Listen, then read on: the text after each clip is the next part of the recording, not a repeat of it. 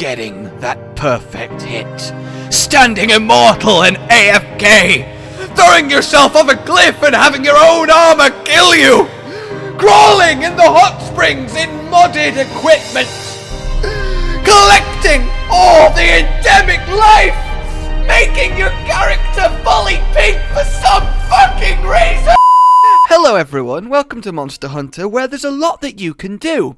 And today, I want to talk about that because it's absolutely wonderful. And the reason I want to talk about that is recently, there was the Monster Hunter Festa. And it was a speedrunning tournament, and one of the competitors used insect glaive in a way that I thought was absolutely fabulously creative. They put on impact mantle and kept clutch clawing the head of the Namielle and using the rapid attack of the clutch claw insect glaive hits to, well, stack up massive amounts of KO damage and let their dual blade partner just wail on the monster. Needless to say, the commentators were very excited. One try, they did it. They sure did, Darkside Chris, and shout out to you and Ernie for doing such a fantastic job commentating, by the way.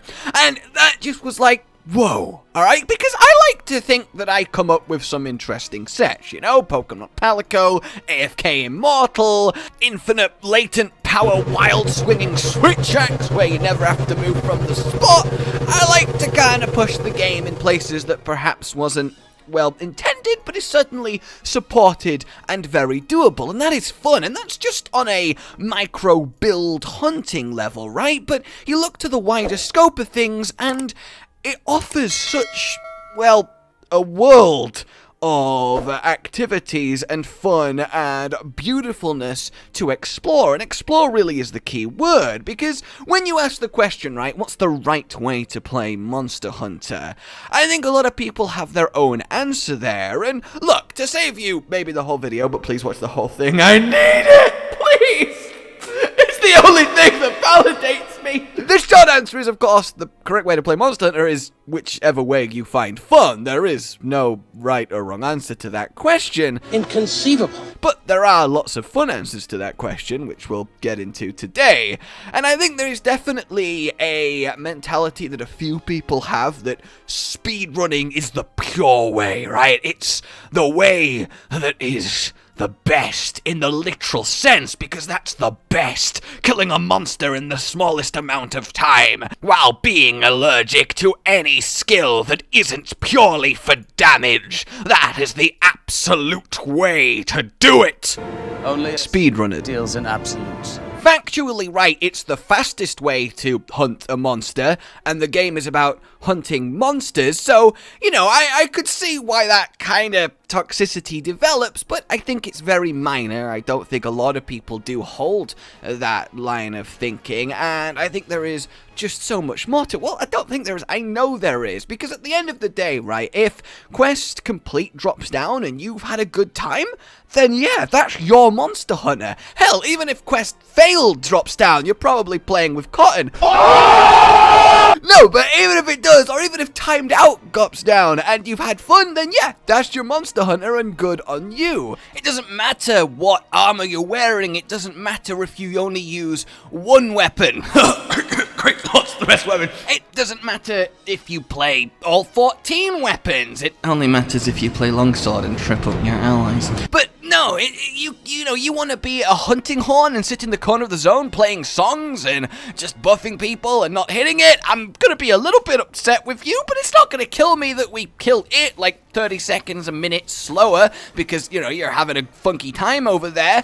But I think that might be one of the cruxes, right? In single player, do whatever the hell you want. Have a blast. Have a poison too, because like splash status, but also like have fun, like really funny, and that's just all good. But in a group, I think you do owe a certain something to each other, a level of respect, right?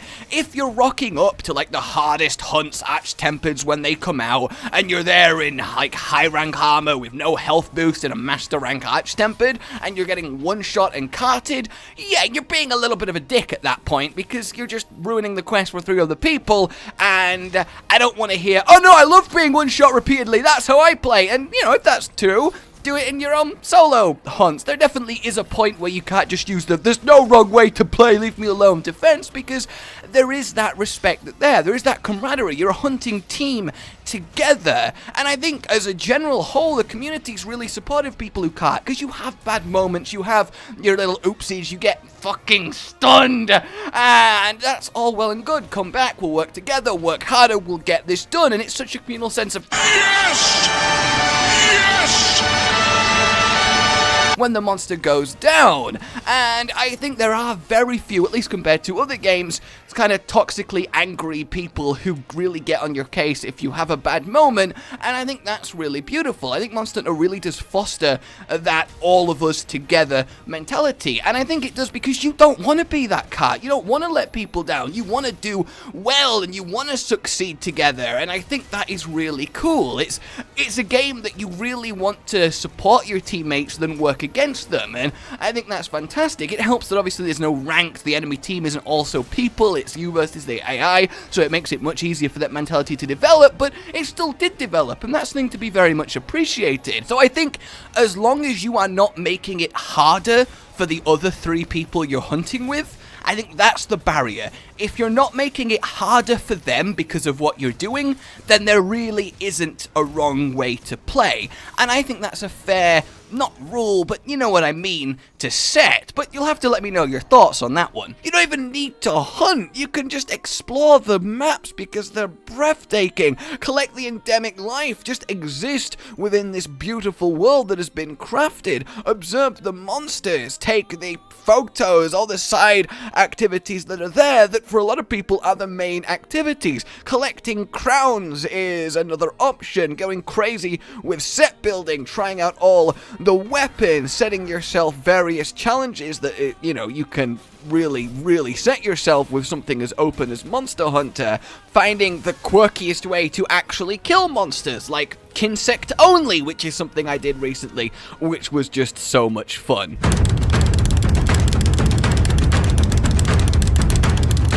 There is so much pure creativity, diversity, vibrance in this game. Even something like Endemic Life, it adds so much. I wager you could take someone who's maybe even never played a game, right? Turn all the UI off, disable the monsters, and just let them walk around the ancient forest, and they would have that sense of wonder, because it is masterful in its creation.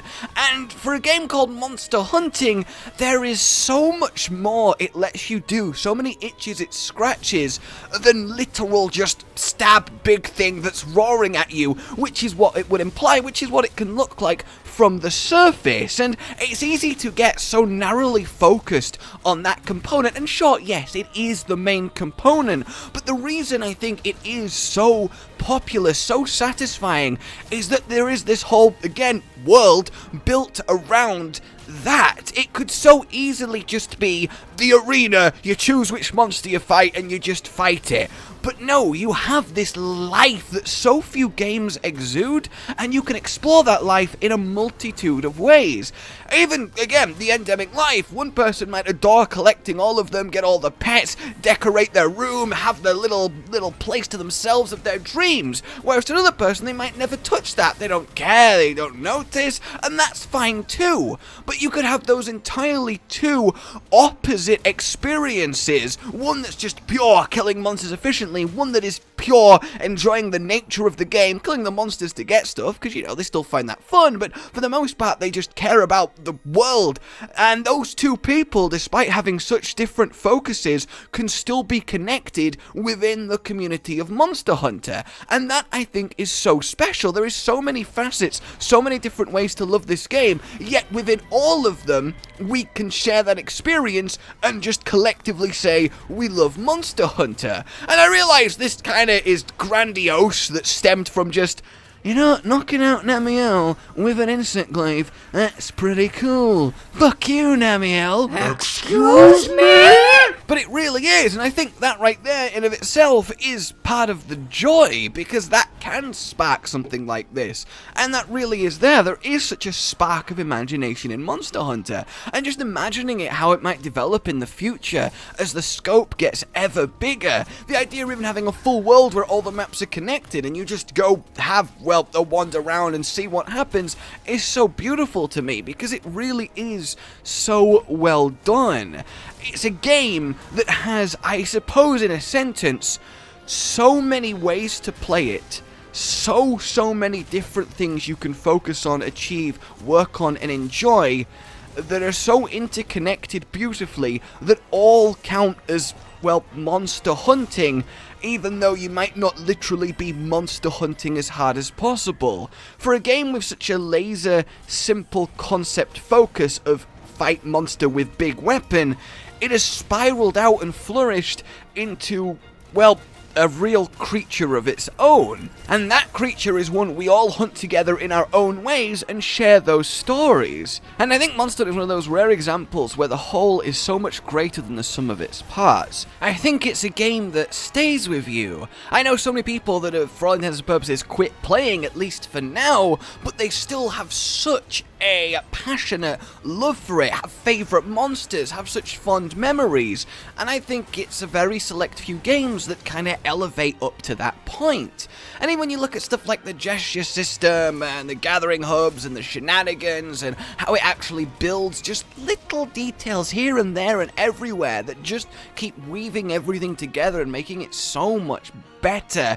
It just, I guess there's so many things that they've done that Capcom have put in, because they obviously love it so much, that you don't necessarily need, right? You don't need these things to enjoy the purity of hunting monsters. You don't need fabulous food animations, for example. But it's all there. It's detail, it's passion born through every single moment, and that, even on a subconscious level, is felt, it's evident, it washes over you, and it really gives you that love for every part of the game. And there are so many parts.